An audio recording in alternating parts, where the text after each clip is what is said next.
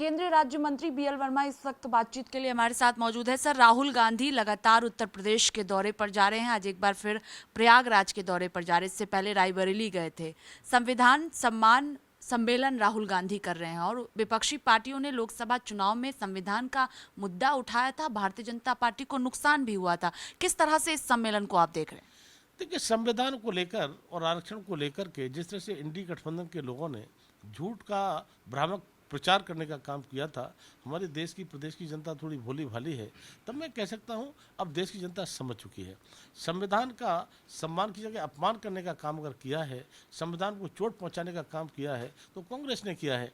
वो आपातकाल को उनको याद दिलाना चाहिए। आपातकाल के बारे में भी उसमें बोलना चाहिए कि हमारी कांग्रेस ने आपातकाल लगाया था, 21 महीने तक लोगों को जेल में डाला था, DIR मीसा और परिवार नियोजन के नाम पर पूरे देश में किस तरह की त्राह मचाई थी।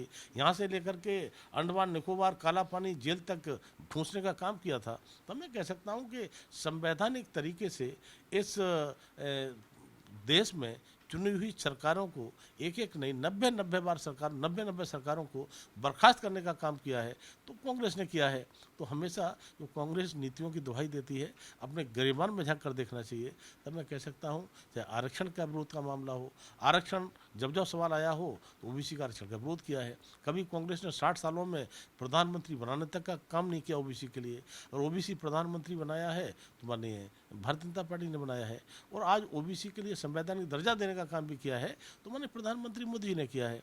और नीट की परीक्षाएं हों, सैनिक स्कूल हो, नवोदय स्कूल हो, इन स्कूलों में भी OBC के बच्चों को 27% आरक्षण मिले, इसकी व्यवस्था किसने की है? हमारी सरकार ने की है। तब मैं कह सकता हूँ ये राहुल गांधी जी हमेशा झूठ बोलने का काम करते हैं। तो इंडी गठबंधन के लोगों का झूठ पूरी तरह से पर्दाफाश हो गया है और आने वाले समय में जनता इनको सही से जवाब देने का काम करेगी। सर, लेकिन जिस तरह से संविधान का मुद्दा अखिलेश यादव राहुल गांधी लगातार उठा रहे हैं और लोकसभा चुनाव में पार्टी को नुकसान भी हुआ था बीजेपी को, तो लगता है कि उपचुनाव भी 10 सीटों पर होना है, तो इसका नुकसान हो सकता है भारतीय जनता पार्टी को। देखिए, भाजपा के कार्यकर्ता भी पूरी तरह से अलर्ट मोड पर हैं और देश की ही नहीं प्रदेश की जनता पूरी तरह से समझ चुकी है। और जहाँ तक बार बार एक राग अलापा जाता है कि हम जीत गए, इनको सोचना चाहिए कि 36 दल मिलाकर के भी भारतीय जनता पार्टी के आंकड़े के बराबर पहुंचे नहीं हैं। और ऐसी जीत मानते हैं तो ऐसे ही विपक्ष में बैठे रहें, ऐसे ही जीतते रहे। तब मैं कह सकता हूं चाहे उपचुनाव हमारा उत्तर प्रदेश का हो या अन्य चुनाव हो, पूरी तरह से जनता सजग है। आदरणीय प्रधानमंत्री मोदी के नेतृत्व में जिस तरह से विकास के काम हुए हैं, आज देश की अर्थव्यवस्था 11वें स्थान से 5वें स्थान पर, और आने वाले समय में 30वें स्थान के लिए हम प्रयास जारी है। तब आज देश की जनता और माननीय प्रधानमंत्री मोदी जी देश के 140 करोड़ लोगों की चिंता करते हैं। सबका साथ सबका विकास की तर्ज पर हमारी सरकार चलती है। तब आने वाले समय में जो भी चुनाव होंगे, देश की और प्रदेश की जनता हमारी उत्तर प्रदेश में स्वयं आता हूँ, मुझे लगता है कि 10 उपचुनाव होने जा रहे हैं। 10 पर चुनाव के परिणाम जब आएंगे पता चलेगा, कमल खिलेगा। आखिरी सवाल है, उत्तर प्रदेश में पुलिस भर्ती परीक्षा चल रही है। अखिलेश यादव ने तंज कसा है बीजेपी पर और कहा है कि परीक्षा व्यवस्था को लेकर जो है बीजेपी राज में लोगों का भरोसा उठ गया है, क्योंकि कई जो परीक्षार्थी हैं वो परीक्षा नहीं दिया है उन्होंने। इसको लेकर अखिलेश यादव जी को तंज कसने की बजाय अपने गिरेबान में झांक कर देखना चाहिए और अपने शासनकाल को याद करना चाहिए।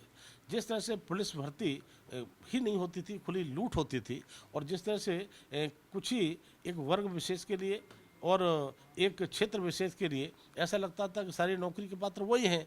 और जिस तरह से वहाँ से सूची आती थी अखिलेश जी के परिवार से, बात करते हैं PDA की, PDA तो उनका PDA है परिवार डेवलपमेंट अथॉरिटी। तो परिवार का विकास जितना करना था उन्होंने किया है। और मैं कह सकता हूं कि पुलिस की भर्ती बिल्कुल कठोरतम तरीके से, जैसे कि जो ईमानदारी से परीक्षाएं हों और जब परिणाम सामने आए तो निष्पक्ष जो जिस वरीयता क्रम में जैसे जिसने परीक्षा दी है उसको उसका परिणाम मिले। और योगी आदित्यनाथ के नेतृत्व में तो शक्ति ज़्यादा है, तो हम कह सकते हैं इस तरह के सपाई मानसिकता के लोग हों या इनके मन में लालसा होगी सपा की तरह से हमारा जुगाड़ हो जाएगा। अब वो जुगाड़ चलने वाला नहीं है। एक एक बच्चे के लिए ईमानदारी के साथ परीक्षाओं में परिणाम आएंगे और उनके लिए उसी तरह से भर्ती होंगी। बहुत शुक्रिया बातचीत के लिए। कैमरा पर्सन देवेंद्र के साथ स्वाति पाठक, भारत समाचार, दिल्ली।